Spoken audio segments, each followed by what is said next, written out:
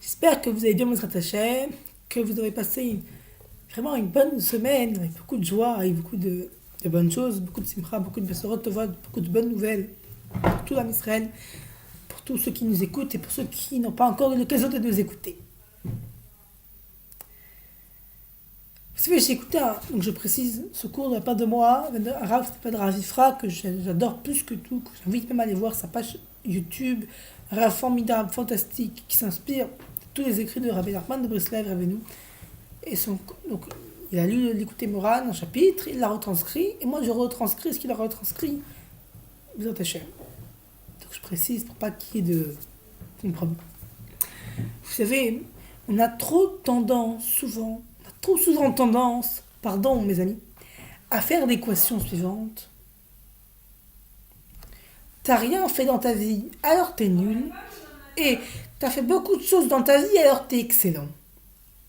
Ça, on m'a toujours pareil. Quelqu'un qui a fait beaucoup de choses, il a fait des journaux, il a fait des synagogues, même synagogues, et il a fait des start-up, il a été banquier, il a été au poste, il est quelqu'un de bon. Quelqu'un qui n'a pas réussi à monter, il n'a pas fait des grandes choses dans sa vie, alors forcément il est nul. Sachez mes amis, voilà, je vous le dis, que l'écouter Moran dit, Rabbi Nachman dit, cette équation elle est fausse. Elle est fausse. Elle est fausse. Pourquoi? Il y a des gens qui ont fait des grandes choses, mais qui sont nuls, qui sont vraiment des gens pourris. Mais il y a aussi des gens qui ont rien fait d'énorme dans leur vie, mais vraiment qui ont une foi sincère, qui aident des pauvres dans la rue, qui ont un comportement d'avad, chesed, 20 fois mieux que d'autres. Il y en a qui n'ont pas de longues barbes, mais qui sont des grandes sadikim, il y en a qui ont des longues péotes et qui sont des grands rachats. Bien sûr, il y a aussi des gens qui font des grandes choses et qui sont bien, d'autres qui font des petites choses et qui sont aussi nuls. Mais ce n'est pas une vraie équation générale. Et on a trop tendance à dire, et les professeurs aux élèves, ou les parents aux enfants, t'as rien fait, t'es nul. T'as fait beaucoup, ah c'est bien, t'es bon. T'as fait un long dissertation de français, alors t'es bon. T'as fait un petit truc pachou, t'es nul. C'est faux. C'est faux. Une fois, je me souviens de cette histoire, on a demandé à l'époque, le PDG de FedEx, propriétaire, qui est milliardaire aujourd'hui, c'est l'école, l'université, on lui a dit, faites une dissertation de c'est quoi votre innovation que vous voudriez faire une telle université, mais un peu imaginaire, qui n'existe pas du tout. Et il a dit, je veux faire un réseau de transport pour le courrier dans le monde entier.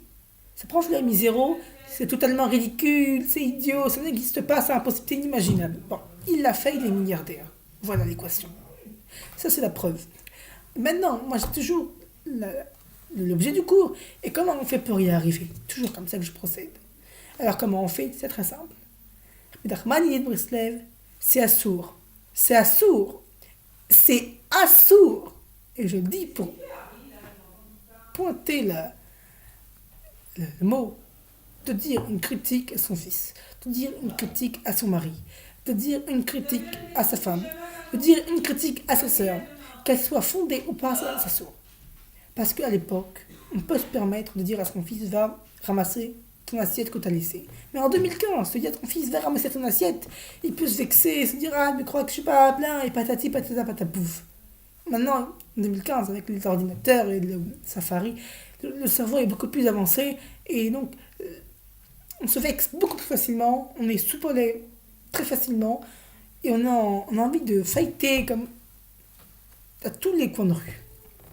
Et donc, Rabbi Nachman dit non seulement que c'est assourd, mais tu n'as pas le droit. Par contre, tu as l'obligation de dire à ta femme, de dire à ton fils, de dire à ton frère, de dire à ta soeur, à ta mère, à qui tu veux, des choses bonnes. Et je dis pourquoi. Si tu dis à quelqu'un des choses mauvaises, t'es nul. Au mieux, c'est vrai et tu vas le vexer. Au pire, c'est faux, mais tu vas quand même le vexer. Tu dis à quelqu'un, mon fils, t'es super bon. Chérie, t'es super bon. Papa, t'es super bon. Ma soeur, t'es super bon. Mon frère, t'es super bon en maths. Mais c'est faux. Ah ben, si c'est faux, ah ben, tu pourras que le rendre réjouir, le faire augmenter. Et si c'est vrai, il pourra que être satisfait de lui. Donc, quand vous dites à quelqu'un un compliment, dans tous les cas, c'est vrai. Ah ben, il va être super content que vous lui fassiez remarquer. C'est faux. Ça va lui donner envie de progresser encore plus. Quand vous dites à quelqu'un quelque chose de méchant qui lui va tant, alors forcément, que ce soit vrai ou faux, il va le prendre mal. Il va être blessé et ça pourrait avoir des conséquences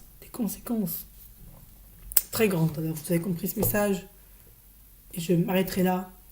Qui est de pas penser tu n'as rien fait, tu es nul, et d'encourager les gens dans le bon chemin.